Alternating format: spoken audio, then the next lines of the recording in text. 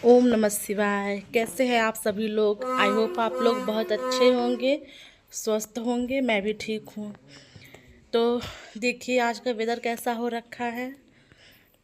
अभी बज रहे हैं 11 और मैं आई हूँ अपना डेली का वही सारा रूटीन काम करके आई हूँ। पढ़ते हैं थोड़ा, आधे 1 घंटे पढ़ते हैं। तो यूपी टेट के सिलेबस में एक बहुत बड़ी एक समस्या की तरह है कि हम लैंग्वेज जो है, मान लीजिए पहला लैंग्वेज तो हिंदी सबका कंपलसरी है, और जो सेकेंड लैंग्वेज हम लोग का है, हम लोग संस्कृत ले या इंग्लिश ले। ये क्वेश्चन बहुत लोगों का है और मेरा खुद का है। मैं अपने एक्सपीरियंस से बता रही हूँ। जब लगा कि हाँ अब यूपी टेट मुझे देना है, तो उस टाइम मैं इतनी कंफ्यूज हो गई थी कि मैं संस्कृत लूँ कि इंग्लिश लूँ। फिर 1 वीक तक ऐसे सोचते सोचते कि क्या लूँ।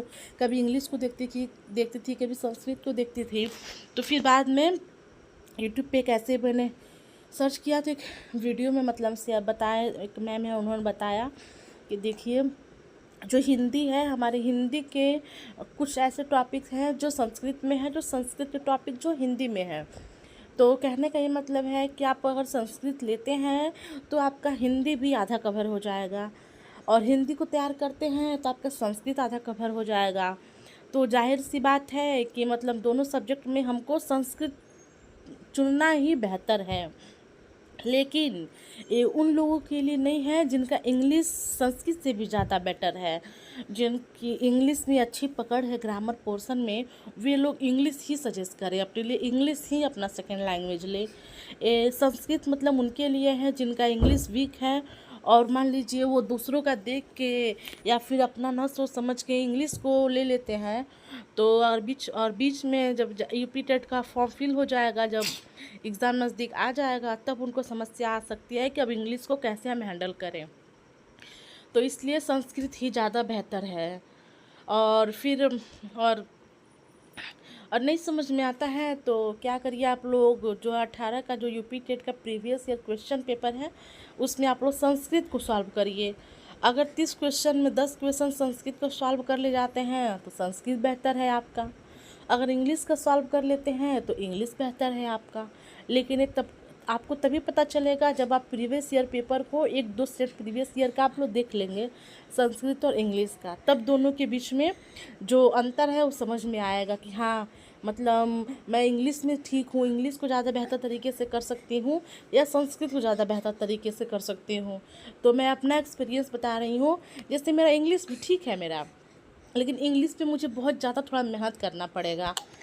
तो इसीलिए मुझे संस्कृत लेना ही मेरे लिए ज़्यादा बेहतर लग रहा है।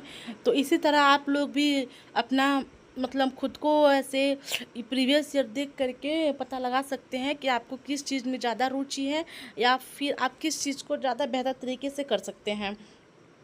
लेकिन हाँ ये भी है कि हम इंग्लिश को छोड़ नहीं सकते।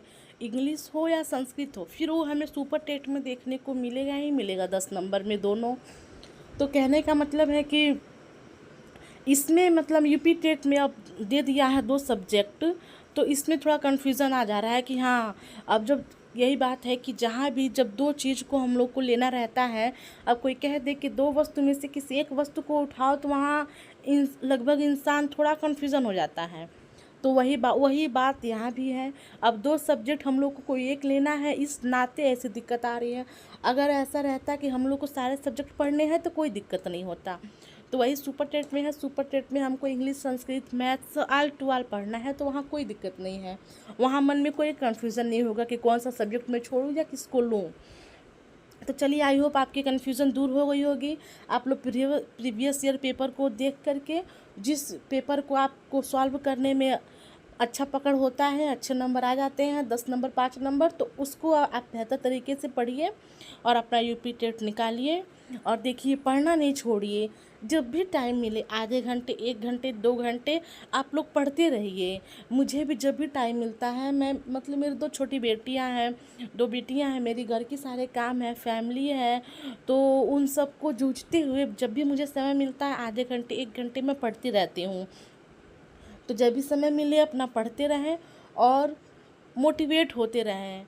और अगर आप मेरे चैनल पे नए हैं, मेरे चैनल पे फर्स्ट टाइम आप विजिट कर रहे हैं, तो आपसे हाथ जोड़ के विनती है, कृपया मेरे चैनल को सब्सक्राइब कर लीजिए, लाइक कर दीजिए, बेल आइकन को प्रेस कर दीजिए, ताकि जब भी मैं मोटिवेशनल वीडियो अपलोड करूं आप लोग को नोटिफिकेशन मिल जाए। तो चलिए, इसी शुभकामना के साथ है कि आप लोग अपनी तैयारी में लगे रहिए। यूपी टेट की तैयारी आप लोग करिए। भगवान सबको यूपी टेट में पास कराए और सबको अपनी मंजिल मिल जाए। तो चलिए, तब तक के लिए धन्यवाद।